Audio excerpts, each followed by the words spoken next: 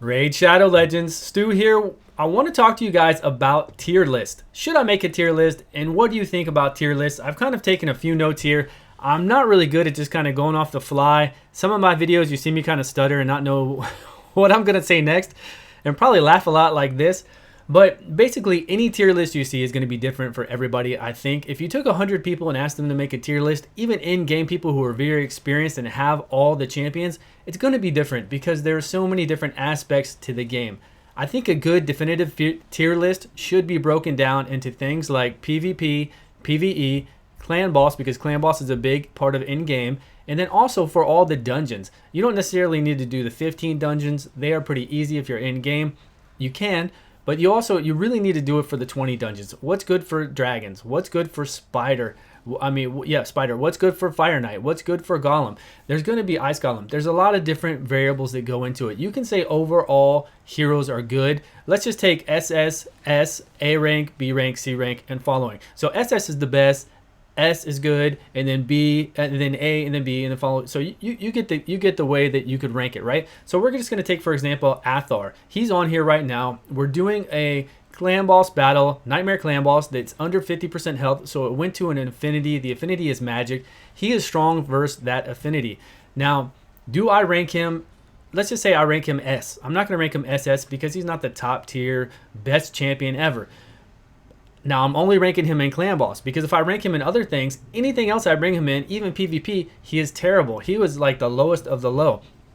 So where do I rank a guy like this in a tier list when he is really good with Clan Boss, terrible at PvP, terrible at dungeons going through waves? He's okay on dungeon bosses if you get him to there, but as far as waves go, he's terrible. You don't want to bring him in there.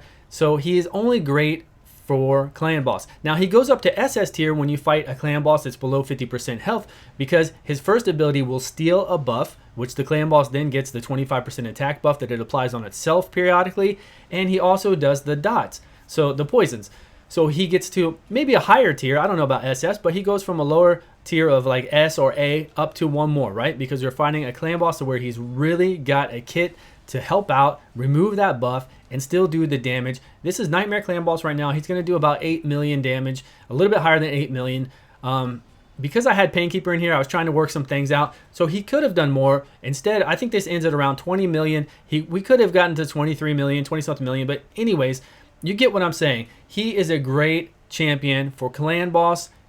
But let's keep in mind too, things are evolving. They just came out with 1.8. New gear is out. The 6-star legendary gear, it's much easier to get crit now. So you're going to start seeing a lot of legendary and a lot of other attack champions that can survive in Clan Boss come out with really high crit, still keep the survivability, and do more damage. Of course, you can have that same gear on somebody like Athar or Steel Skull, but you're going to start seeing, and I really think you're going to start seeing a lot of these guys, like say example, the new Fusion Foley with his 4 hits. If he can survive, you're going to see him maybe come out and try to use Giant Slayer and do some damage, or you're going to see even just other straight DPS defense champions come out and start really, because crit is much easier to get, crit damage is easier to get.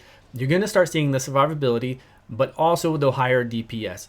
So it's all kind of a flowing thing where it's really hard to lock down who is the best of the best and do a tier list without breaking it down for Clan Boss, PvP, PvE, and then all the 20 dungeons out there.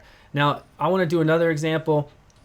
You can do an overall tier list that amazing champions, especially legendaries like Martyr. She is good almost everywhere. Bad L is good almost everywhere. Xavia has an amazing kit that can run through so many things and then take out the bosses in waves and do Clan Boss and do PvP. All of them.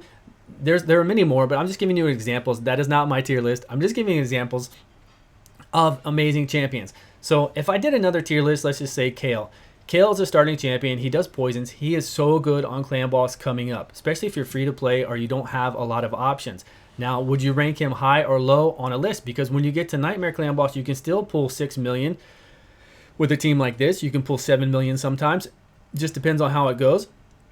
If you put him on a tier list of, let's say, C, low, or medium, what do new players think about that? If a new player that doesn't know a lot about the game and who's trying to learn the game, watches a lot of videos, they see this ranking, they're like, oh man, my Kale isn't that good for Clan Boss.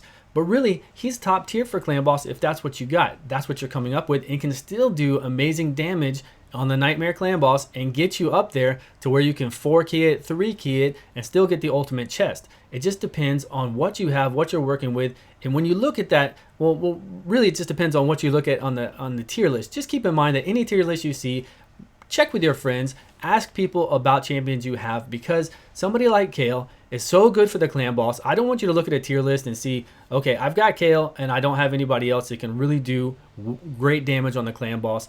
So he looks like he's a medium, tier. He's not that good, but really he is. He's great for the clan boss. You can use him. He is, let's just say, A tier for clan boss, but maybe overall B or C tier for everything else, and that's where you see him at, and you don't realize that he's really good for the clan boss just because you're looking at a tier list that's made by different people. So just keep that in mind when you look at a tier list.